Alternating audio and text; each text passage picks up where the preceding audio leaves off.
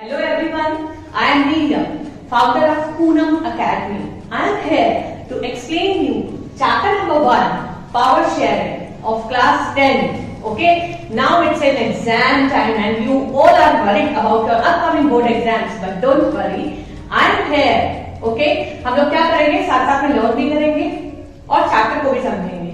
Okay, now let's begin. What is power sharing? What is the meaning of power sharing? ठीक है. So basically it is the distribution of power among the organs of the government at different levels. Now what are the organs of the government? There are 3 organs of the government: legislature, executive and judiciary. Okay, so that is called the horizontal distribution of powers, and then different levels. So what are the 3 different levels of government? Central government, state government and local self-government. Okay, so these are the 3 different levels of government and I will discuss this in the later part of the chapter. Okay, now let's come to the case study of Belgium.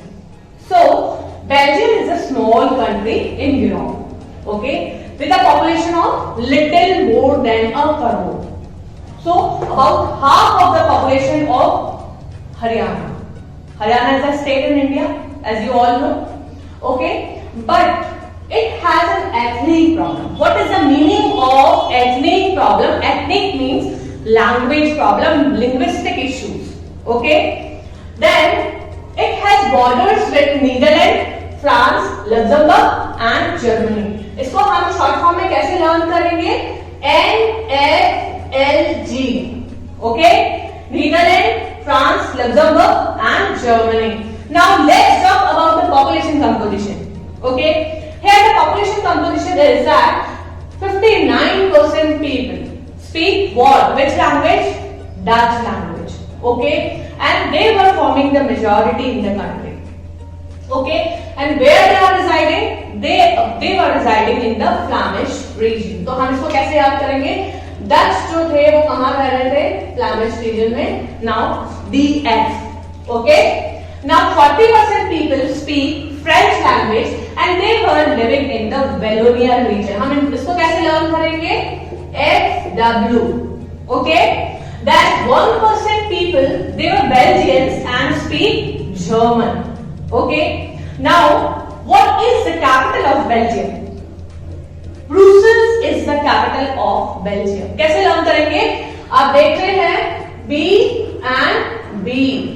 Okay, आप ऐसा समझ लीजिए कि Belgium में जाके हम brush कर रहे हैं. This is the memory technique. Okay, जितना हम वियर्ड विजुअलाइजेशन करेंगे उतना हमारा जो ब्रेन है उसको रिटेन करेगा. ठीक है. So what is the capital of Belgium? I think this is clear. Brussels.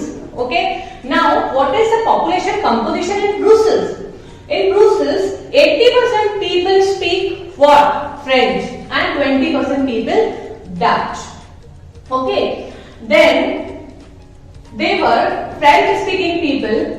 They were dominating the country. Why? Because they were rich and powerful. ये 1 मार्क में आपका आ सकता है. आपको उसमें क्या लिखना है? Who were ruling the country? So Dutch जो थे, French जो people थे, they were rich and powerful and they were ruling over the country because they were rich and powerful. Okay, so the Dutch-speaking people they are underprivileged. Means all the benefits of education, jobs, किसको मिल रहा था वो benefit? French people को. Okay, Dutch people को मिल रहा था but later मिल रहा था. Okay, later on वो लोग उनको वो benefits मिल रहे थे education and economic development.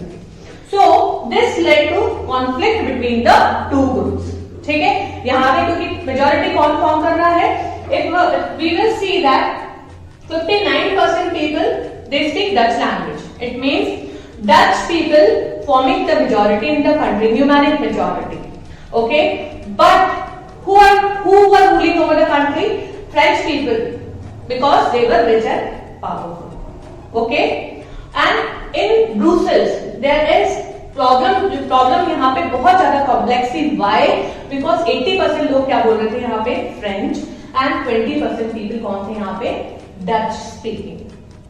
Okay, so Dutch forming the majority in the country and minority in the capital. Case study of Belgium. Now let's talk about the case study of Sri Lanka. Okay, as you all know that Sri Lanka, it is an island nation just a few kilometers off the southern coast of Tamil Nadu.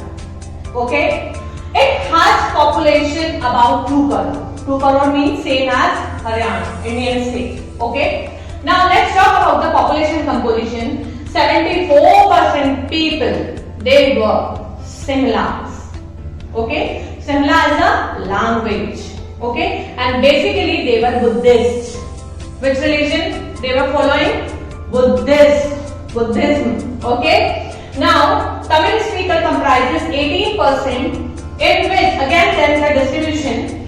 Sri Lankan Tamils comprises 13% and Indian Tamils comprises 5%. Indian Tamils कैसे आए वहाँ पे? Whose forefathers worked as a plantation workers during the colonial rule.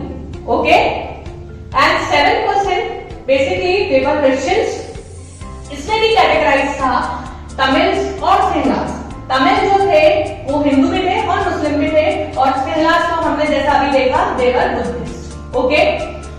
Now, Sri Lankan Tamils, they were concentrated in which part of the country? They were concentrated in the north and east part of the country. Okay, so in case of Sri Lanka, who were forming the majority? Obviously, Sinhalas, 74%. So they were ruling over the country because of their numeric majority. आप दोनों cases में आपको difference पता होना चाहिए. In case of Belgium, कौन rule कर रहा था? Minority community ruling over the country, over the majority, over the Dutch. Okay, but in case of Sri Lanka, who were forming the majority? Sinhalas were forming the majority and they were dominating over the whole country. So these are the two case studies given in your NCERT book. और हम इसमें देखेंगे कि इन्होंने कैसे एक दूसरे को अकोमोडेट किया. In case of Sri Lanka there is majoritarianism and in case of Belgium there is accommodation. Okay, so now I will going to explain you the accommodation in Belgium.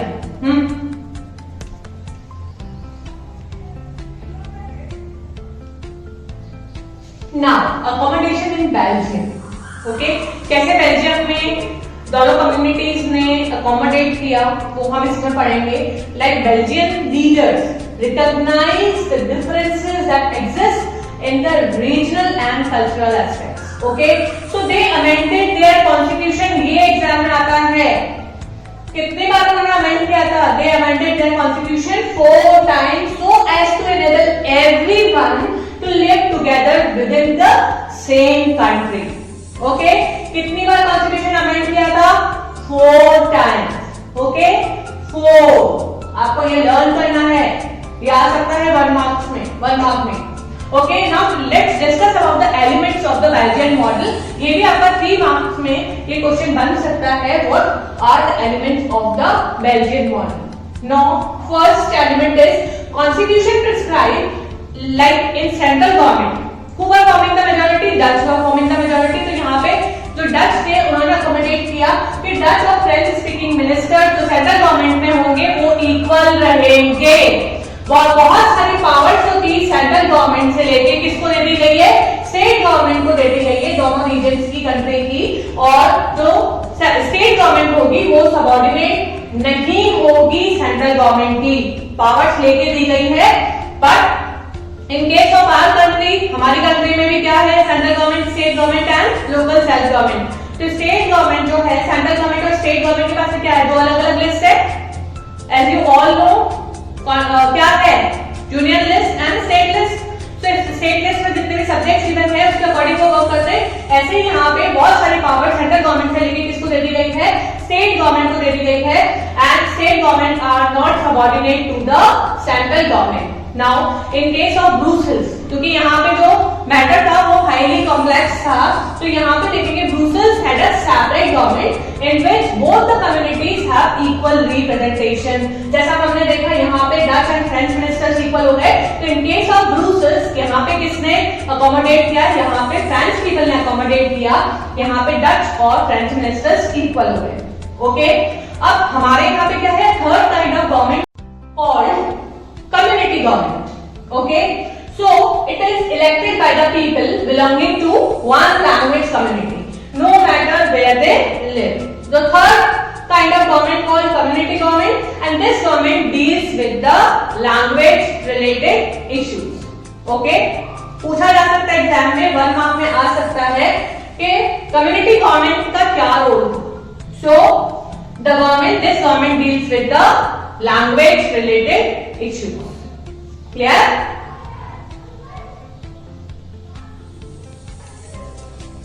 Majoritarian Muslim in Sri Lanka.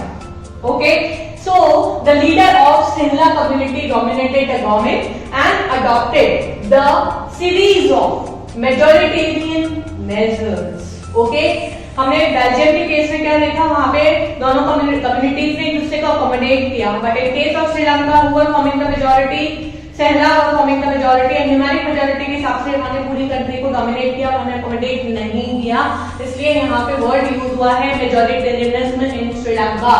So Sri Lanka became independent in which year? 1948. ये 1 mark में आ सकता है।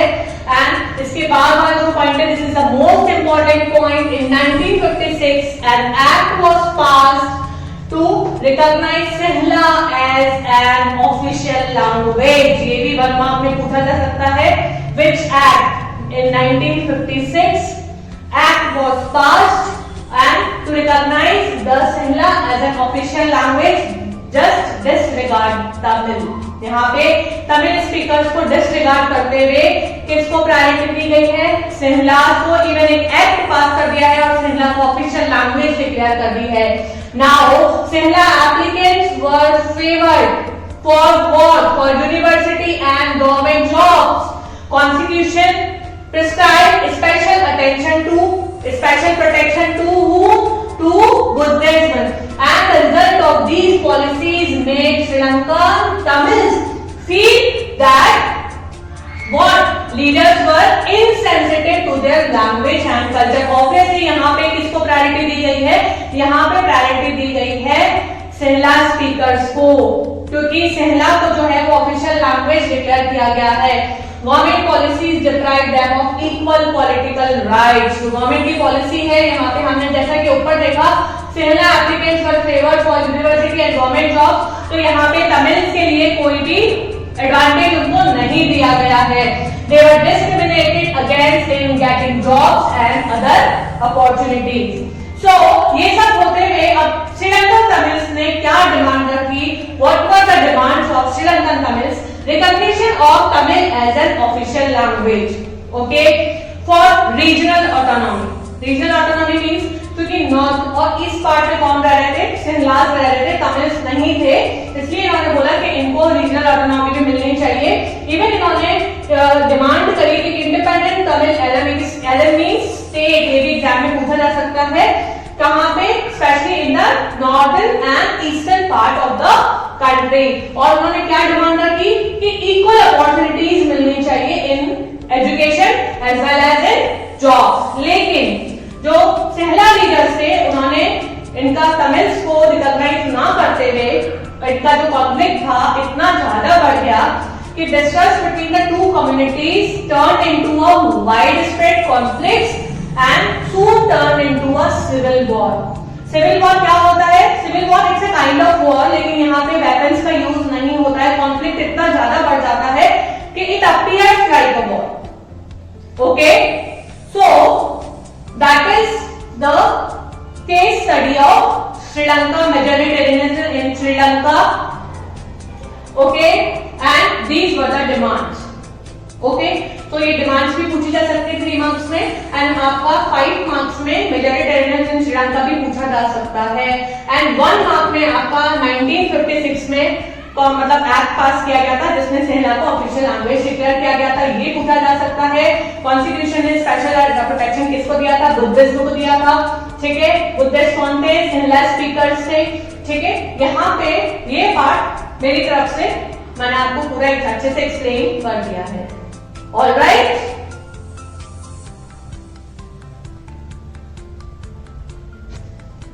Now, next topic is why power sharing is desirable. Okay, as you all know, why the people choose to live in a democratic country. Because democratic country जहां पे भी होगी, मतलब जो भी कंट्री डेमोक्रेटिक होगी वहां पे क्या होगा, आपको फंडामेंटल राइट्स मिलेंगे as a citizen of the country. और बेल्जियम में लोगों ने इस चीज को रिकॉग्नाइज किया, दोनों कम्युनिटीज ने, और अकोमोडेट किया। बट श्रीलंका में डेमोक्रेटिक कंट्री होने के बाद भी वहां पे उन्होंने मेजॉरिटी ने रूल करने की कोशिश की माइनॉरिटी से। Okay, so that is the most important question, why power sharing is desirable. Because ये जो क्वेश्चन है ये आपका बोर्ड में आ सकता है, 3 मार्क्स में भी आ सकता है और मे बी 5 मार्क्स में भी आ सकता है। So power sharing is good, why? Because क्या होता है, जब भी पावर शेयरिंग करते हैं तो डेमोक्रेसी बिल्डअप होती है ग्रास रूट लेवल तक। Okay, because it helps to reduce the conflicts between the social groups. Because in a country there are some diverse groups living in our country and in other countries too. So क्या होता है, जब भी power को share किया जाता है among the social groups, among the diverse social groups, तो उससे जो कॉन्फ्लिक्ट्स होते हैं वो रिड्यूस हो जाते हैं क्योंकि इक्वल अपॉर्चुनिटी मिलती है सबको। ओके, सेकंड देखिए, it is a good way to ensure the stability of political order. जब कॉन्फ्लिक्ट नहीं होंगे तो क्या होगा, पॉलिटिकल वे में क्या रहेगा, स्टेबिलिटी रहेगी, पॉलिटिकल ऑर्डर में स्टेबिलिटी रहेगी क्योंकि कॉन्फ्लिक्ट नहीं होंगे। क्यों? व्हाई? बिकॉज पावर्स क्या करी जा रही है, शेयर की जा रही है। Okay, so it is good for democracy और we can say it is the spirit of the democracy. Okay, why? Because people have right, because in a democratic country citizens have right to be consulted and as how they are to be governed. Okay, हम लोग क्या करते हैं, vote देते हैं, leaders को हम elect करते हैं, ठीक है। सो यहाँ पे वही वाला पॉइंट आपको लिखना है, because people have the right to be consulted on how they are to be governed. And let's come to the main point. The first point is prudential. Now, what is the meaning of prudential? Prudential का मतलब है कि जो first point है जहां पे हम ये पढ़ रहे हैं, it helps to reduce the conflict between the social groups, क्योंकि ये prudential है क्योंकि हमने इसको क्या कर रखा है, केयरफुली कैलकुलेशन कर रखा है एक्चुअल गेन और लॉसेस का। Okay, and because it states that power sharing will bring out better outcomes. कैसे better outcomes मिल रहे हैं, क्योंकि conflict reduce हो रहा है। prudential हमने यहाँ पे इसलिए बोला है क्योंकि यहाँ पे क्या है, केयरफुल हमने कैलकुलेशन किया है, एक्चुअल गेन और लॉस उससे क्या हो रहा है वो हमें पता है। और moral reason as a human being हमको सबको पता है, it is a set of reasons emphasise the intrinsic worth of power sharing. Okay, so that's it. Power sharing जो है, why power sharing is desirable, okay, why there is a need for power sharing, ये question आपका board में आ सकता है और ये 3 मार्क्स का आ सकता है। इसलिए ये जो डिटेल पॉइंट्स हैं ये आपको एनसीईआरटी में नहीं मिलेंगे, ये मैंने आपके लिए लिखे हैं और प्लीज आप इसको उनको नोट डाउन कर लीजिए। और एज इट इज अगर आपके 5 पॉइंट्स लिख देते हैं 5 मार्क्स में, then definitely you will get full marks, okay, in this question. Now, this is the most important and last topic of the chapter, forms of power sharing. Okay, power कैसे share की गई है? Power is shared among the different organs of the government. That is called the horizontal distribution of powers. Then vertical distribution of powers. Power कैसे divide की गई है? Vertically, ठीक है? Then power sharing among different social groups. And power sharing among the political parties and the pressure groups. Okay. Now, अभी हम ये देखेंगे कि पावर्स को कैसे हॉरिजॉन्टली डिस्ट्रीब्यूशन किया गया। अभी 8th क्लास तक आप क्या पढ़ रहे थे कि हॉरिजॉन्टल डिस्ट्रीब्यूशन ऑफ पावर, ये वर्ड आप नहीं पढ़ रहे थे, आप पढ़ रहे थे there are 3 organs of the government. Now you are in 10th class, तो अब हम इसको क्या बोलेंगे, we considered as horizontal distribution of powers. What are the 3 organs of the government? Legislature, executive and judiciary.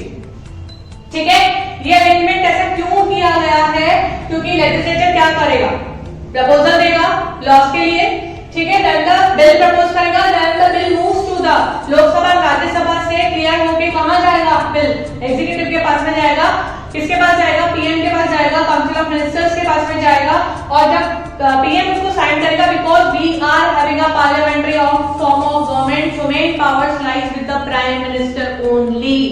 Then prime minister इसको sign करके किसके पास जाएगा, then the bill goes to the president, ठीक है, प्रेसिडेंट के पास में साइनिंग अथॉरिटी है, देन प्रेसिडेंट ने भी इसको साइन कर दिया, then the bill goes to the judiciary, और judiciary work as an independent okay कैसे वर्क कर रही है जुडिशरी? इंडिपेंडेंटली वर्कआउट कर रही है, किसी के भी दबाव में प्रेशर में आके वर्कआउट नहीं करती जुडिशरी।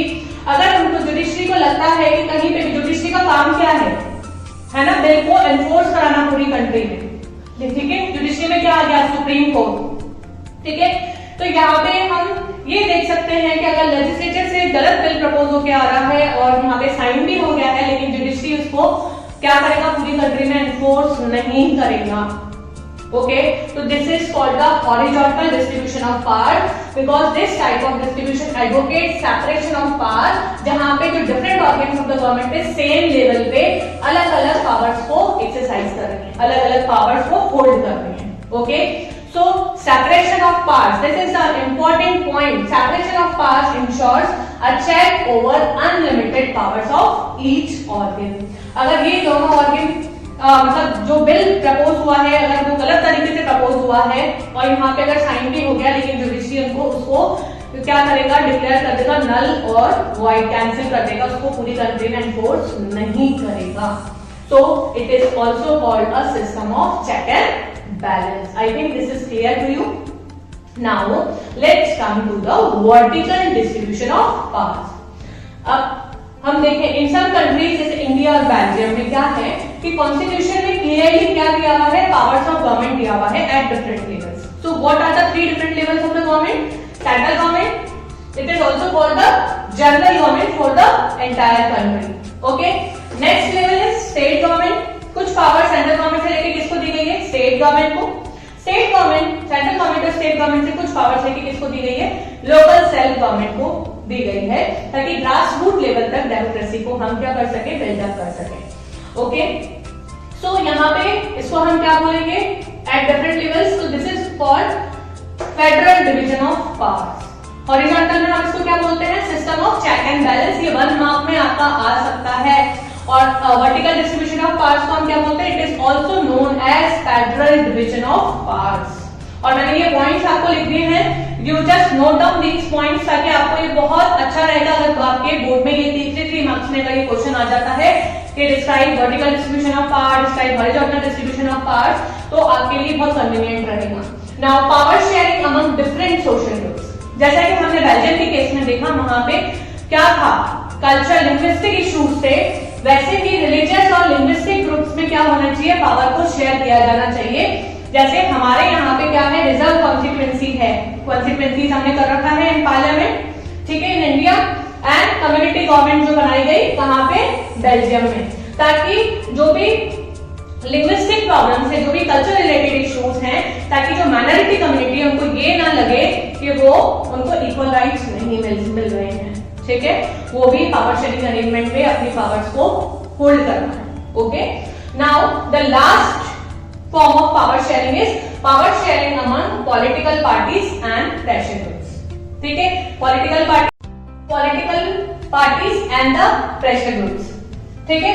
तो अब इसमें हम देखते हैं पॉलिटिकल पार्टीज, जैसे अभी बीजेपी मेजॉरिटी में है, तो पॉलिटिकल पार्टी कौन सी मेजॉरिटी में है? बीजेपी, तो उनके पास पावर्स है कुछ। ऐसे ही अगर बात करें प्रेशर ग्रुप्स, प्रेशर ग्रुप्स क्या करते हैं? इनडायरेक्टली इन्फ्लुएंस करते हैं गवर्नमेंट को, इनका डायरेक्टली अकाउंटेबल नहीं होते हैं सिटीजन्स के लिए, कंट्री के लिए, ये इनडायरेक्टली गवर्नमेंट को इन्फ्लुएंस करते हैं। जैसे मैं एक एग्जांपल पुट करती हूँ, कॉलेज में क्या होता है? प्रेसिडेंट के लिए इलेक्शंस होते हैं, राइट? प्रेसिडेंट के लिए इलेक्शन होते हैं, तब भी यूनिवर्सिटी से जो भी पेपर्स आते हैं, अगर उसमें कुछ भी प्रॉब्लम होती है, कुछ भी एरर होता है, तो कौन रिप्रेजेंट करता है? प्रेसिडेंट रिप्रेजेंट करता है, इनडायरेक्टली इन्फ्लुएंस करता है वो, तो उसको हम बोलते हैं, वो किसमें आ गए? प्रेशर ग्रुप से। हम लोग देखते हैं रैलीज निकल रही है बहुत सारी, सेव एनवायरमेंट, सेव वाटर, ठीक है, तो वो मूवमेंट ग्रुप्स भी कहलाते हैं। प्रेशर ग्रुप आपका ये पूरा डिटेल में एक चैप्टर आएगा आगे, वो हम उसमें पढ़ेंगे डिटेल में, मैं वहां पे एक्सप्लेनेशन दूंगी आपको।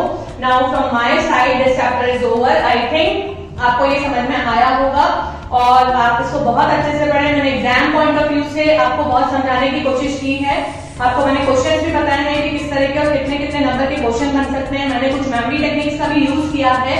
If you like my content then please do subscribe my channel for more videos. Hit the bell icon, press the like button and do share this video with your friends and colleagues ताकि उनको भी help मिल पाए। Comments में आप मुझे जरूर बताइए कि आपको वीडियो कैसा लगा, ताकि बाकी लोग भी, बाकी स्टूडेंट्स भी मोटिवेट हो सके। And wish you good luck for your exams. Thank you so much.